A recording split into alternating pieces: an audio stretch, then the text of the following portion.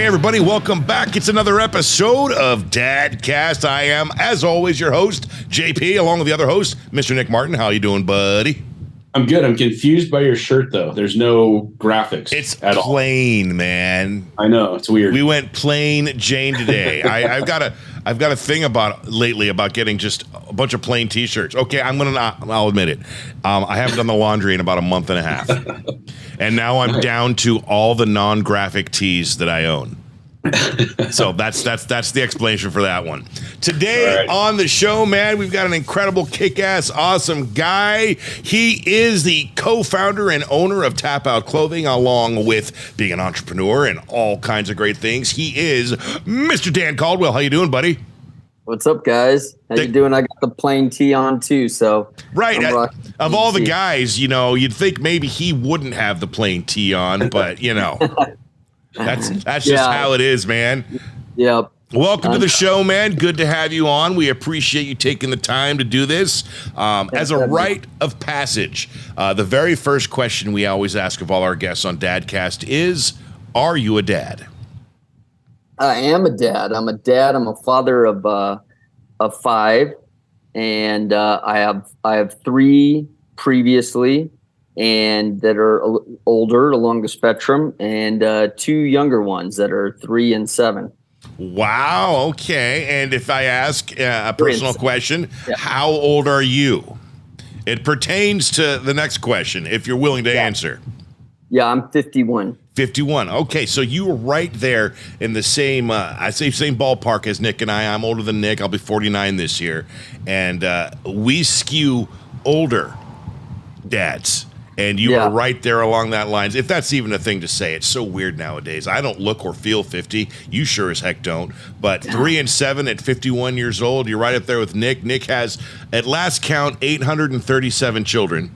That's right. And the most recent one is 2 months old. 3 months old now. Hey. 5 months. She's a baby. Yeah. We'll put it at that. Yeah, she's little. Yeah. I think it's so much more prevalent nowadays, because you have a lot of people that are, smartly, I think, sometimes waiting for the right time to have kids. They're getting their kind of act together, getting all those things out of their system that they need to get out of their system. Hopefully being good husbands, and, them finding themselves having kids and at the right time. They got all their ducks in a row, ready to have kids, and hopefully it's smooth sailing from there. Not always, but we say that, we hope so, but no, man, it's never a smooth sail. Even under the perfect conditions, even if it was like where I'm at right now and the seas were that calm, it never stays that way. Being a dad, being the kids. Nope. Nick's a perfect example, and this is not a joke, Nick. I'm not segueing into making fun of you. He was done. Okay, yeah. He was done having kids. His oldest kid's like 24, 25 now. And 25, yeah. And he now has a 2-year-old and 6-month-old after starting. So that's a fun story, and Nick would like to tell it. Yeah, it's crazy. Yeah, I got remarried. She didn't have kids, and she's like, I really want kids. And I'm like, I'm fixed. Like, that ship sailed a long time ago. And so I got unfixed, and we did the whole IVF thing, and we got our son, and then now our little daughter. So same thing. I went through the same thing, so I know exactly where you're coming from. I love it because I love kids. I always wanted to be a dad. I think even in high school, I'd always kind of thought out what my whole life would look like. So wanting to be a dad, and then kind of like when your kids start to get older, you always miss those when they fit in your hands.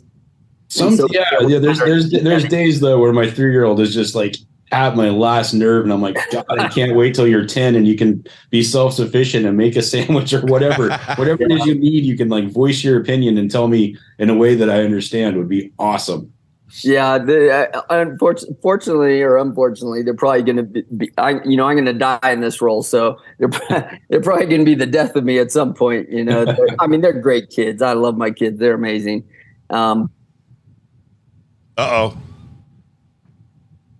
And that's Dadcast, everyone. That was Dan Caldwell. Right. And thanks for watching. No, man, we're going to wait. He'll probably come right back. He probably hit a button or had a poor connection. But Nick, while we're waiting for him to get back on, I thought of something. the whole, you're waiting for him to become self-sufficient. But it comes with different things. Like Avery, for example, my oldest, she's 10. You just said, Right. can't wait till 10. She make her own sandwich. She can do that. She can also make her own brownies. But now she's scared of dolls. So now, there's a doll in the house that I had to throw away because it's one of those creepy old timey dolls. And I think Sawyer popped one of the eyes out when she wasn't looking. And so now now there's another eye missing. So I ended up, I'm like, Avery, just go get me the doll. We'll throw it away and we done with it. And she's like, no, I can't touch it. So she finally got the nerve up to grab the doll and I threw it away. And you know what Jen tells me to do? Bring it in tonight and put it by the foot of her bed. And I'm like, are you kidding? That's like cruel. She's already scared of the dang doll. Now you want to make her think that it came out of the trash and is hanging out and stalking her? Oh, you should put it at the end of Sawyer's bed. Right. Hey, buddy, welcome back. Hey. I'm back. Sorry about that. That's okay. I realized my kids unplugged my computer and it just died on cue. Oh, well, I was just telling everyone that was our show, the shortest episode in the history of Dadcast. But we got all we needed. We know Dan is an amazing guy and a great father. So, anyway. Boom. That's it. Yeah, all right. So let me ask you this, Dan. Did you notice much of a difference with this crop of children versus the first set you had as far as how you parented and you navigated that whole ordeal and everything? Was it easier? Was it harder? Was it different? All that. Yeah, it's really, being a parent is like an experiment. It's experimenting. And I'd like to say I was the best father. I was always there for my kids. Tried to be at every game that I could be at, try to be everywhere they needed me. But when you're building your company, this is right in the middle of building my company. So there were times where I was filming my TV show. We had 2 seasons of our TV show that we were driving across the country filming our TV show. And so I wasn't always there. Me and their mom never got married. So we were, that was kind of not a good situation. And it was just, I would like to say I was better. And I learned a lot from that situation. And, I'm trying to, it's always a constant piece of work, working on yourself, trying to be better, trying to be a better human being. And I want to be the best. I want to be the best of my kids. I want to be the best of my business, but also I see my kids as not a business, but I want to be the best with my kids. Yeah.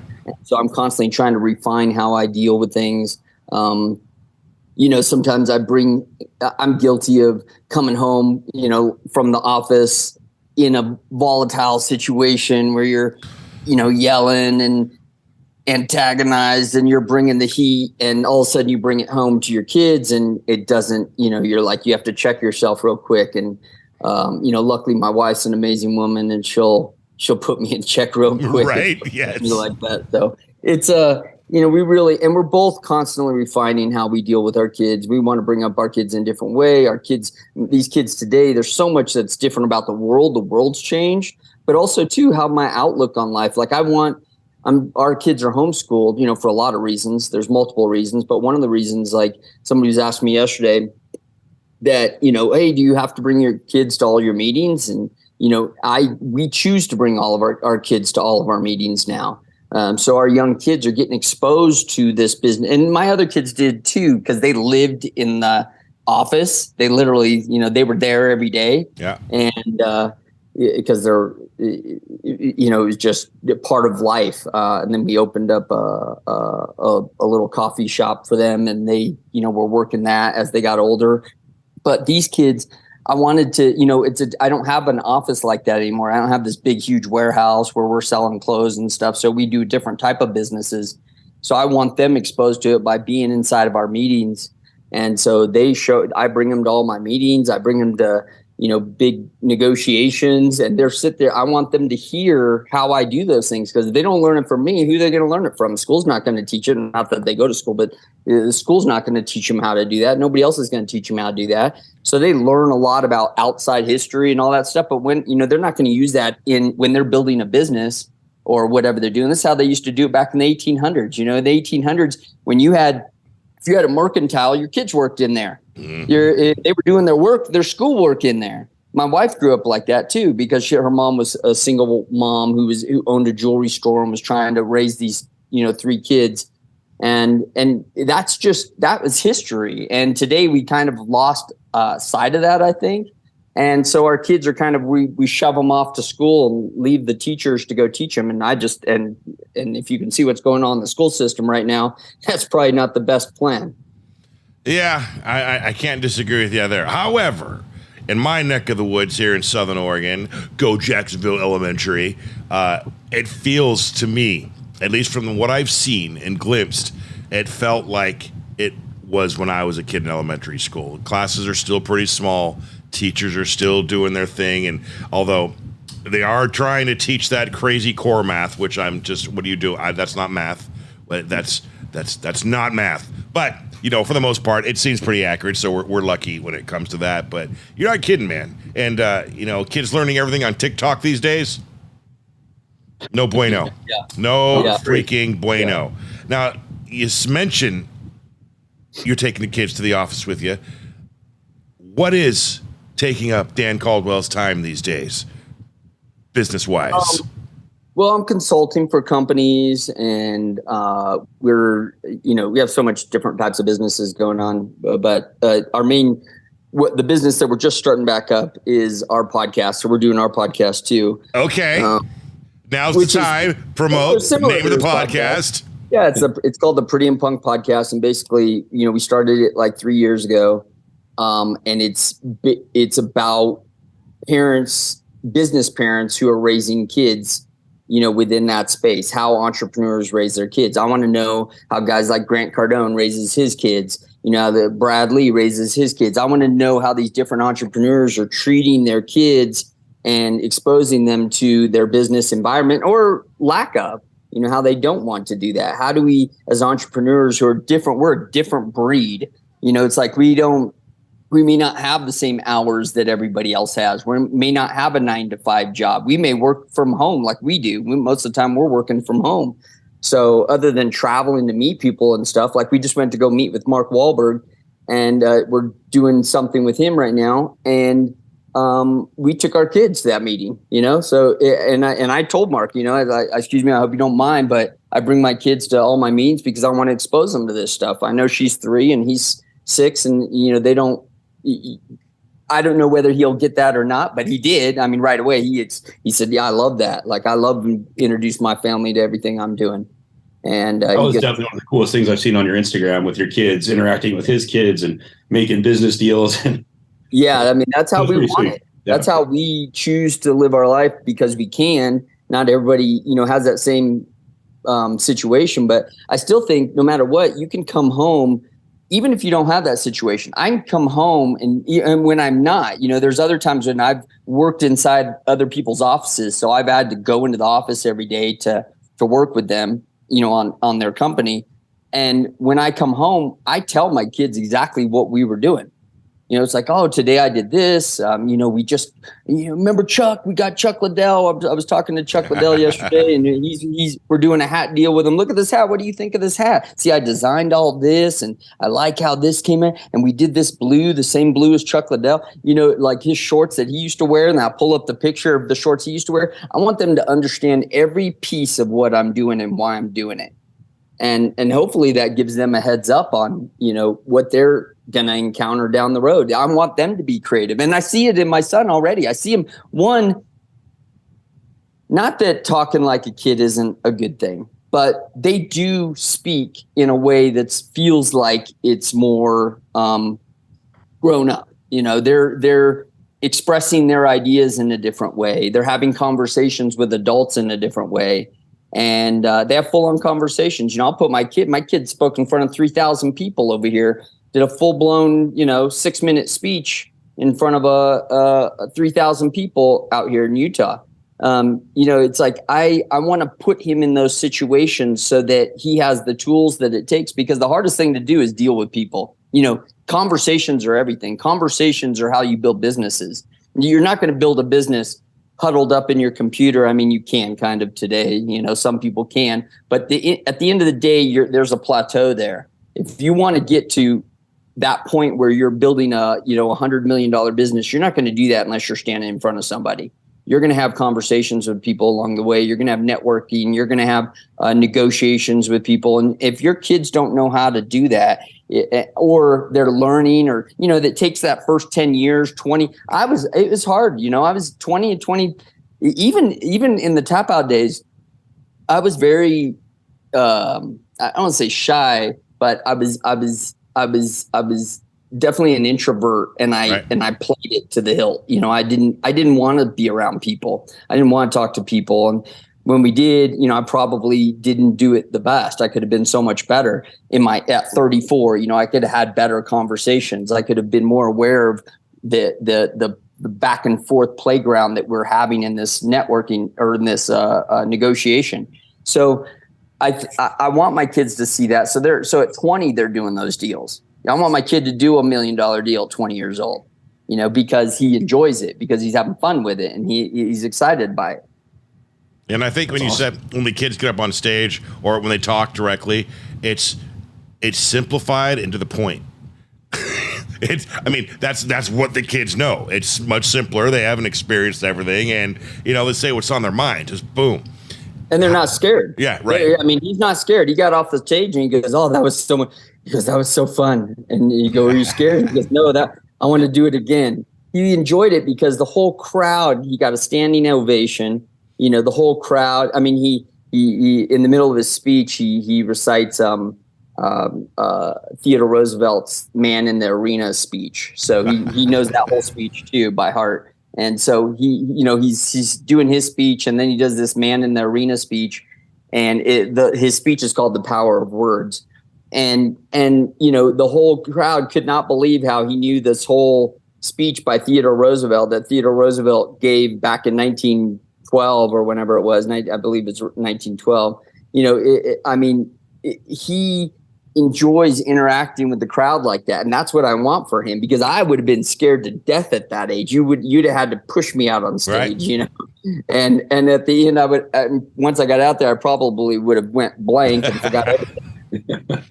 Well, you're doing something right, man. So well done. Yeah. And my wife too. My wife is the one who's really the cheerleader for some of that. She's the one working with him at night.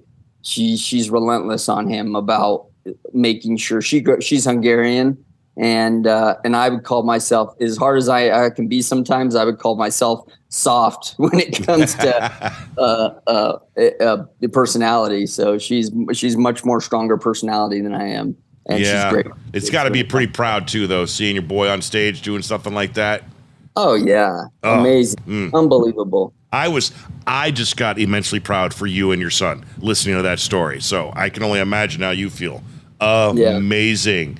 Yeah, Nick, sure. I keep seeing you over there like you're ready to say and ask something. So. Oh no, I'm sorry, man. I'm just rubbing the neck. We're not. Yeah, it's not the Father's Day episode. We just did a Father's Day episode, Dan, where there's a whole bunch of guys on the screen, and after doing it for a few years, I finally said, "Hey, man, we got to get elementary on this. I apologize, but if you want to speak, raise your hand because." The Zoom communication and the delay, it was nuts. So I think I'm still feeling a little bit of that when I saw Nick put his hand up. We got 3 people on, or 4 people on, 3 people on. So whenever you have that many people on, it makes it a little bit harder game to play. How do you produce and go about doing your podcast? Do you have an actual studio? Do you Zoom it most of the time? Is it a combination? I love getting into the talk of this. Yeah, so it's kind of the mess that we live in. We started out in Malibu a few years ago. That's when we started the podcast, and we were kind of stable then, but then we decided to do some traveling. So we were bringing it with us, and we were doing it out of hotels, and sometimes we wouldn't do it, and it got a little inconsistent. And so, shame on us. We let off the gas for a second. We said, "Oh, okay, let's stop doing it for a minute." So we stopped for a year, and now we're putting a bunch in the queue again. We got like 6 podcasts done, and we're waiting to relaunch again.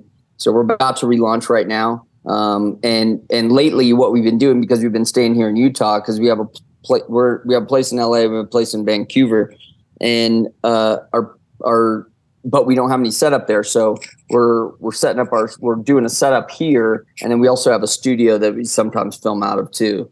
So we've been kind of trying to feel that out. We don't really like this, working out of a studio because I don't know, it just feels like sometimes I like all the control and everything, being able to do, set it up, turn it on when I want to, jump in front of the camera when we feel like it. Right. And other times I like getting out of our house and going to a studio where I feel like the environment's a little better. Plus we got a 3-camera setup there, which is obviously different than doing, just talking heads. Yeah. We do here. So here we do when we're here, what we've been doing is just doing a wide shot and then punching in when people start speaking. And that's pretty good for us. Yeah, that's so what I'm gonna ask some like distribution questions. Do you guys have like a distribution channel that you could go through? So we've for like the last 2 years, we've struggled getting a distributor. Basically, we finally signed up with Believe.com, and we're through their network right now. Right. So we're trying to figure out like how do these podcasts get paid? Like how do you like Amazon? How to like is there like an agent that works with podcast hosts? Is that like a thing?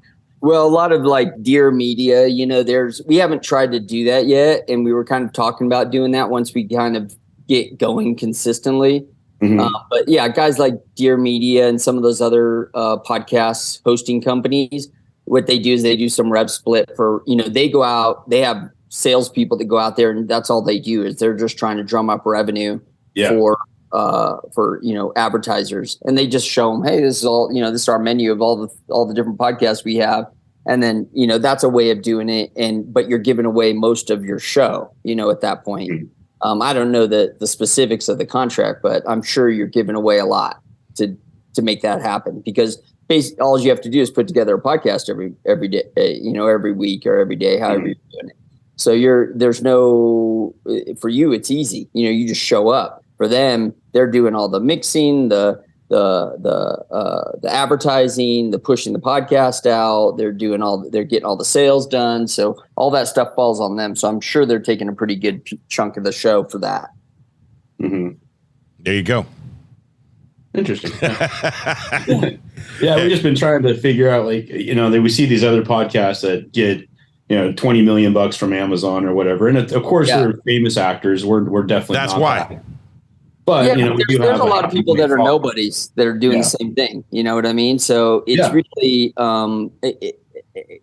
it's kind of like I guess how do you get found by Amazon? Like we're ranked in the top 1% of all podcasts right now. I think you got to call them. You got to straight call them. You say, look, it's a podcast, take a look at it. You got to go sell yourself on that. I'd find all the, I know Jesse Itzler has one, but he's got kind of a type of podcast that he likes, which is going to be different from like a Dear Media, which is, you got to kind of find where you fit in. Right. All these different, there's tons of different people that have set that situation up. Mm-hmm. And you just got to kind of find, under what banner you feel like you fit in. Nick, because I kind of didn't feel like we fit in anywhere either. So that's why we kind of just stayed agnostic for a second before we dived in with somebody. We wanted to see if somebody kind of popped up and made more sense. Nick, get Bezos' number. Just give him a call. Yo, man, we got something for you. Exactly. Nice. All right. Well, so I've covered the kids, the changing in the 2 generations, et cetera, et cetera. We've talked a little bit about what Dan Caldwell does on a day-to-day these days. Shifting gears a tad bit, has there, as a father for you in these, for the, I keep saying new batch, that sounds terrible, but for your youngest children, the sound like gremlins. There's new batch. Well, speaking of batch of kids, Nick, you're one to talk. Difficulties in parenthood for you. What are they? How'd they rear their ugly head? And how do you approach fixing any of those issues, if there are any? I think the biggest issue that always seems to be why I feel like this model that we're doing works for us so well is work-life balance is always, it's never going to be, there's never a real balance.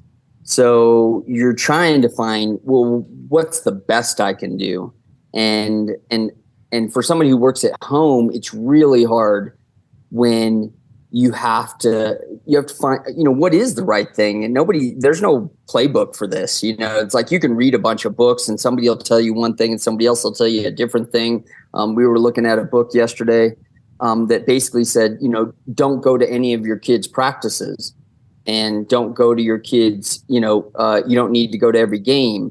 And then another book will say, well, if you're not going to every game or in every practice, then you don't love them. It's like it's like all these experts, none of them agree, and they don't all agree. Right. And yet there's points they don't disagree on. So, you got to find what works for you. And for us, that's why introducing them to what we're doing is a moment where we can connect for a second. And then sometimes, like even they stayed up real late last night. We started playing Monopoly, and, we have rules about when to go to bed and stuff. But, the great thing is that you don't have to stick by all those rules. It's your game. It's summertime anyway now, man. I mean, everybody says, you got to get up at 3 to be successful. Well, what if I don't feel like getting up at 3? I get up at 7. It's like that's the time I feel like getting up. So I get up what time I want to get up. And I know I hear all these guys who tell me they're getting up at 2 a.m. If I get up earlier, I'm better, so they do their thing. That's their thing, let them do. I'm glad that people have their thing to do. I really think it's what drives them. They need to feel like they're getting up before everybody to be the person that they want to be. I feel like myself, I'm less concerned about that. I'm more concerned about getting up, praying with my kids and having them do their affirmations. And I don't want to get my kids up at 3. And so usually I get up with my kids, or if I get up first, I'd come in, make a cup of coffee and then, wake them up and we'll do, either my wife does it or I do it. We'll pray with our kids, or we'll both pray with our kids and do their affirmations and what they're grateful for. And that's what I enjoy. And that's what makes me feel like we're being successful. So everybody's got their own thing. And I let everybody do them, do you. Whatever makes you feel good at the end of the day. But that balance is always, I never quite feel like, oh man, we're hitting grand slams every day. Yeah. I don't ever feel like that. I feel like my kid will come up and I'm in the middle of something and Dad, come look at this. And I'm like, oh man. How do you navigate that exact scenario? Yeah. Well, I would say I'm not right 100% of the time. That's for sure. Sometimes Ditto. I am in the middle of something and I'm like, hey buddy, give me 20 minutes. I got to finish this. And then I will come back to you. I got to have this back to this guy by 2:00. And I just got to finish this right now. And then we'll go do that, but then I try to give him 100%, but I can't count how many times my wife's told me, Dan, you've been on your phone for like an hour and a half now. You need to get off your phone for a second and pay attention. And so, that's what we do. We check ourselves, and you're always righting the ship. A ship never drives directly to its destination. It's always getting off course and getting back on, and getting off course and getting back on. And that's what we are. We're this big ship with this family, and we're trying to go down the right way. We're trying to do the right thing. We're trying to go straight to our destination, but we're going to get off course here and there. And we just have to constantly steer back on and do what's best for us. Exactly. Speaking of people who've been on their phone for an hour and a half, Nick. Sorry. My bad. Killing me, Smalls. All right, man. Did you put together a Fast Five? I did. Okay. All right. So little background, little history here, Dan. I have worked in radio in like real FM radio for the last 20 years, give or take. And there's a segment we did called the Fast. Amazing voice. Thank you. We had the Face for Radio, baby. We did the whole Fast Five where I had guests come on and we asked them 5 fast questions. We've kind of incorporated that here into the podcast, and I let Nick take over. And it is time for the Fast Five. And I'm excited, Nick. You said new questions. Yeah, there's a couple new questions. 120 episodes in, and we're finally getting new questions from Nick. Love it. I'm going to go back to the other questions. Okay, there'll still be some originals in. All right, go. So what's the most inspiring thing about being a dad for you? Oh, shoot. They inspire me. Every single time I see them do things that I wish I would be doing at their age, I wish I would have done at their age. I can't even explain the inspiration that I get from that. And I'm just so excited to see where that's going to take them. What is the scariest dad fail that you've had? Dad Fail. Oh, the my scariest God. one. You know, oh, geez. You know, that's you call this fast, but I can't think of anything offhand that fail. I mean, other than I don't want to fail my kids. I want them to, if there's anything that I can't even think of anything offhand that, I'm constantly trying to be the best person I can be. And I think, anytime me and their mom are having, like not seeing eye to eye on something. About 3 months ago, or no, it's probably longer than that now, almost a year ago. Me and their mom got into it a little bit, and we raised our voices, and my son came up to me and said, "Dad, stop yelling at Mom." And like, and I wasn't yelling, but to them, they're not used to that at all. So when our voices got a little raised, and I don't realize, I'm talking like I'm in the office, and I'm like telling her, no, this and this and this, and I'm right and you're wrong, and I'm right and you're wrong. And my son, I don't ever want my son to look at me like that. Yeah. I don't ever want my son to look at me like I'm being mean to his mom, because I love his mom, and I would always tell him that. And shoot, I get a little emotional just saying it, but I don't ever want my son to look at me like I'm not everything that that he looks up to. I want him to look up to me every time. And when he sees something like that, I hope that he never carries that with him, and that, 10 years from now or 20 years from now or 30 years from now, he doesn't come to me and goes, "Yeah, remember that time when you did?" Man, that will hurt. That will hurt me a lot. Yeah, there's something to be said, when you're disappointed in your children, if they do something, I don't think that carries any weight compared to the flip of your children being disappointed in you for something. And they don't grasp that yet. We do. We understand wholeheartedly. And I get it. Sorry, Nick. Number 3. All right. If you could have a billboard with anything on it, what would it be and why? Well, I mean, I think I think my quick answer would just be that I'd want our podcast on there, but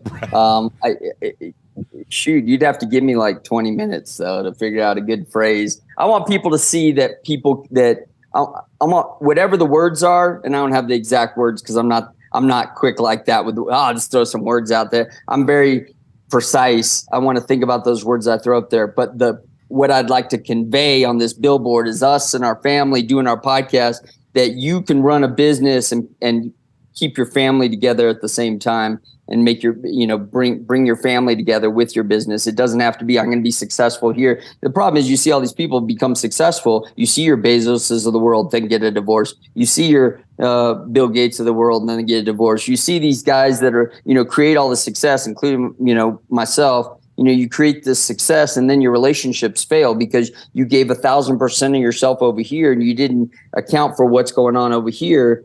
And I think, maybe it's wisdom as you get older, whatever it is that, makes you start to be accountable for all your actions across the board, makes you go, man, how do I do it and make it all work? How do I make it all work together? My wife could explain this so much better than me, but we're both trying to navigate our lives so that everything works. So you put that into words, but I'll put that on a billboard, what I just said. That is the biggest billboard in the history of billboards right there.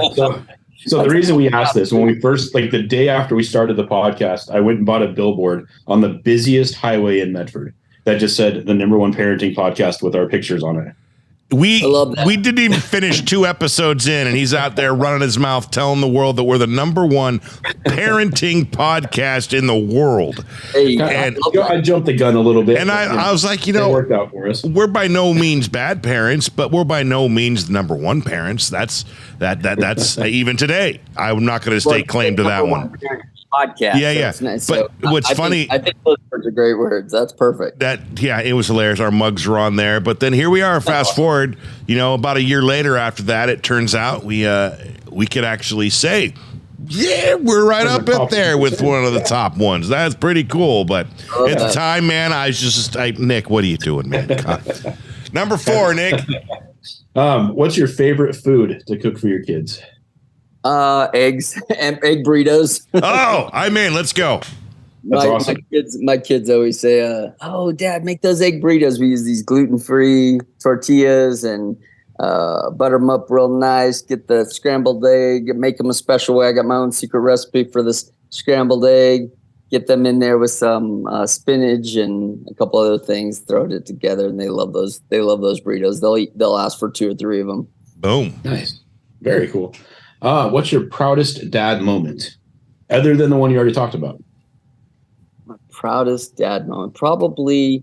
I mean, there are so many. I could say all my kids have done amazing. You know, my daughter played for the University of Hawaii. I was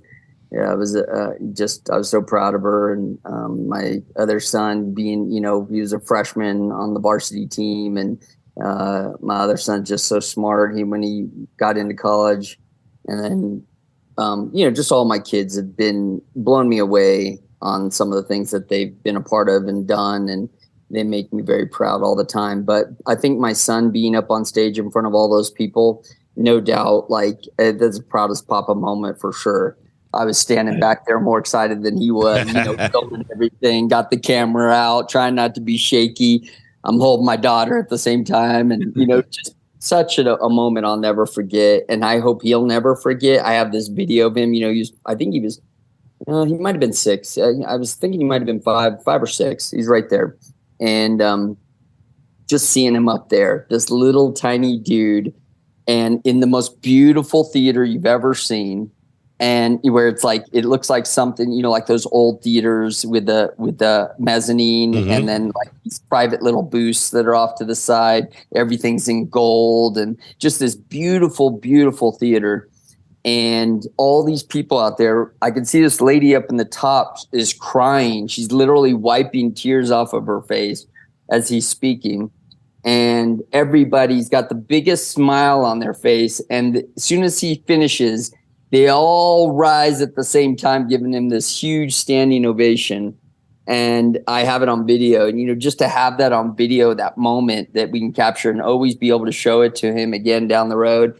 He can always use that for whatever he wants to use it for. Just the proudest papa moment ever. You got to take like a 10-second clip of that, your favorite part, if you even can, and throw it in a video frame and put that up on the wall somewhere. So every time it passes, it triggers. You know what I mean? Yep. That would be amazing. We have a great shot of him before anybody's in there, and he's holding his hand up like this. Yeah. And it's shot from behind him, so you don't see his face, but it's shot from behind him.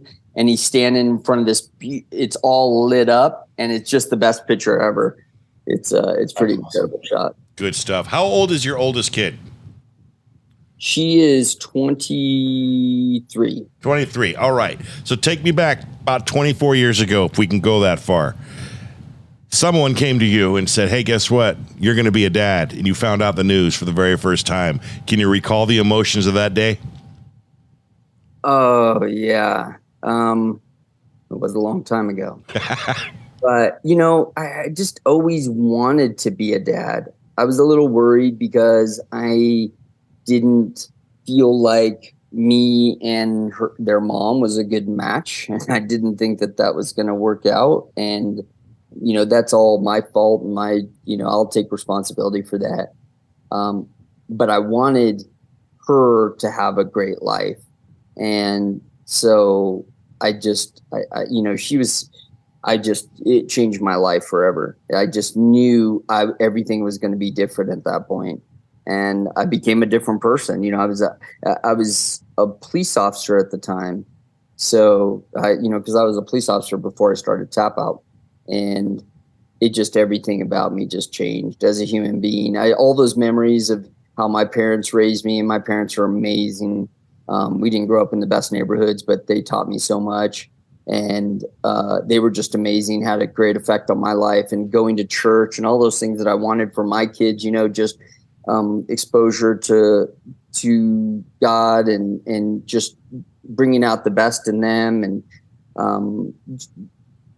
all that I wanted for her right at one moment. Yeah, all I know. the feelings are running through you.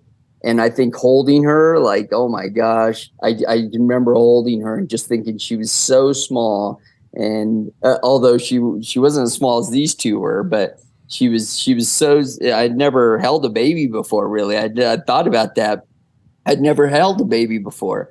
So that was kind of scary, just all these things kind of going into this relationship with her as a little tiny baby, and always just knowing that, wanting her to be better than I ever was. And so again, I tried to expose, I think I was learning, when you're young, you don't know all the things you don't know. Yep. And you're trying to teach them all this stuff, and you want the best for them, but you don't know quite how to give them the best or get the best for them. And I always wanted the best for her. And sometimes you think that that's buying the best for them, but that's not the same thing as having the best relationship with them. And I'm still guilty. I'm still not where I want to be. I'm still not the best parent that I want to be. I'm always striving to get better, but I'm doing my best. And I think everybody, that's all they can do. As long as that's what you are doing, then you're doing it right. My lady just popped her head here in the garage. Hi, Mama. What you doing? You want to? No, and then she's backing back away slowly is what she just did. I've got one final question for you, Mr. Dan Caldwell, before we call this thing. Nick, unless you got something more? I'm good. All right. Let's go. I like to consider this one of the most important questions I ask on this show. I ask it of every single guest, so no pressure. What is one bit of advice that you can impart on a brand new dad or soon-to-be new father?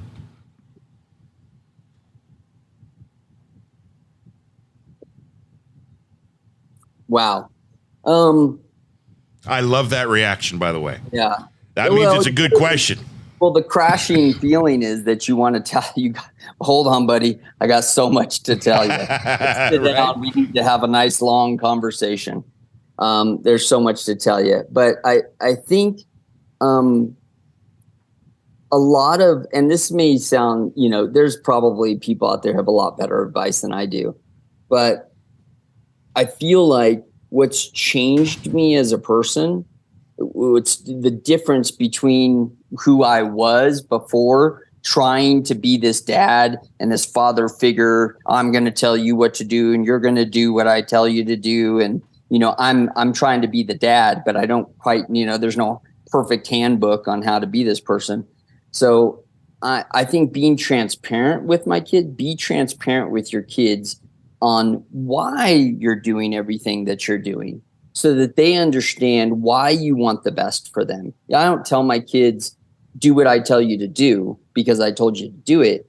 I sit down and explain to my kids, this is why I want you to do this, because I want the best for you. And I know if I let you do this, you're not going to be the best person that you can be. If I let you stay up till 12 o'clock, we have to get up at 7. You're going to be dead tired. And, you're not going to get the sleep that you need because we have to leave at 7. You got to get up at 5, so you can get ready. And so we can be out of the house at time. Now, if you choose, I want to sometimes give them some leeway. If they choose to do something, let them be their own person too. I'm going to tell you that you can stay up. Sometimes I let my kids do this, but I'm very transparent with them about why I'm doing what I'm doing. And I can't think of something that's made me better than that. Like that has changed my life and my relationship with my kids. Because all that other stuff is easy. I would say prayer with your kids is amazing. Affirmations with your kids will change their lives. I could tell you that, including them in your business relationship, those are all the runner-up things. But I think explaining and being super transparent with my kids about everything that I do, whether that be business or decisions for them or my decisions for myself or what, even situations with me and their mom or situations where, and we have an amazing relationship, but I think that, there's still times when I want to explain to my kids, oh, this is why we're doing this, or this is why daddy has to go. I just being as transparent with your kids as possible. and explain to them, treating them like adults in some ways, so that they understand exactly what you're going through, exactly what they're going through. So they understand, and it gives them the power to make their own decisions. So that's it. There you go. In a nutshell, be transparent. But all that other stuff's easy. Well, yeah, I mean, there's a long answer to that though, because that was the short answer. Yeah, I'm kidding, man. No. That was a long answer. But if I just say be transparent with your kids, I don't think most people will get it. Yeah, no, I get you, man. Good answer. No, that is parents. It's changed a little bit. You get to meet her. Come here, baby girl. Mr. Dan Caldwell, meet the joy and love of my life, my 10-year-old Avery Allison. Hi, beautiful. That's Dan. He said hi, beautiful. Can you hear him? She probably can't because you got your I got my cans on. But look at her. She's hamming it up because there's a camera on us. Yeah. All kids like to be on camera, so. Okay. All right, go, baby. I got to finish this up. I love you. I wanted to add one more question because you have something you mentioned a little bit earlier, and this is just for total fun. You are a former cop, so what is Dan Caldwell's favorite cop movie of all time? Oh, Cops. Yeah, okay. That's a TV show, though. We're talking movie. Colors. Oh, man, Ice-T. Yeah.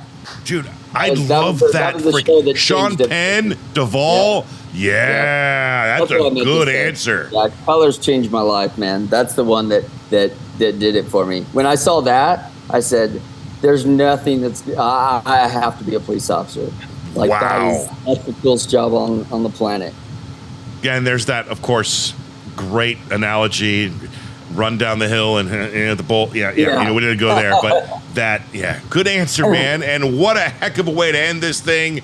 He is Mr. Dan Caldwell, co-founder, CEO, Tapout, does all the things, entrepreneur. Obviously, you've been watching this show, he's an incredible father. Guys, man, if you're not doing it like that, I'm not saying you're doing it wrong, but it would not be a horrible idea to maybe take a little bit of the things you heard from Mr. Caldwell today and put them in your own life. I know I will. You're doing it right, man, and we appreciate you and your job and your role as a father. Last chance, promote that podcast, man. Yeah. Check us out on the Pretty and Punk podcast. It's the business parent podcast, and I think that my wife is 10 times better version of this than I am. So she explains it so much better when we both get on together. Where's the wife? Is she around? Oh, yeah, she's back. She's downstairs playing with the kids. Okay. All right. I'm going to say, if you want to throw her on to promote it real quick, we got no problem with that. Yeah, it's okay. I tell them to come listen and come check us out. They'll love the show. Pretty in Punk. Yep. Pretty in Punk. Pretty in Punk podcast. It's a lot of P's. It's a lot of P's right there. Yep. Pretty in Punk business parent podcast. It's a mouthful. Love it. I can't wait to check it out. I will do so as soon as we're done. Again, Dan, thank you so much, man. You've had a great time. And since Nick didn't take the opportunity earlier, I will. We'd love to have Mark Wahlberg on. So if you want to go ahead and shoot him a number, a wink, wink, a nudge, nudge for us. That's how we get guests. By referral. We wouldn't mind it one bit. Okay. And to everyone watching worldwide, however you may be watching or listening, thank you so very much for your support. We appreciate you. Do all the things like, comment, subscribe, all that stuff. We'll catch you on the very next episode. Once again, he is Dan Caldwell. See, that's what happens to my radio voice. I talk too much, and all of a sudden they just go. He is Dan Caldwell, and we appreciate you, man. Have a great rest of your day. Thank you. Guys.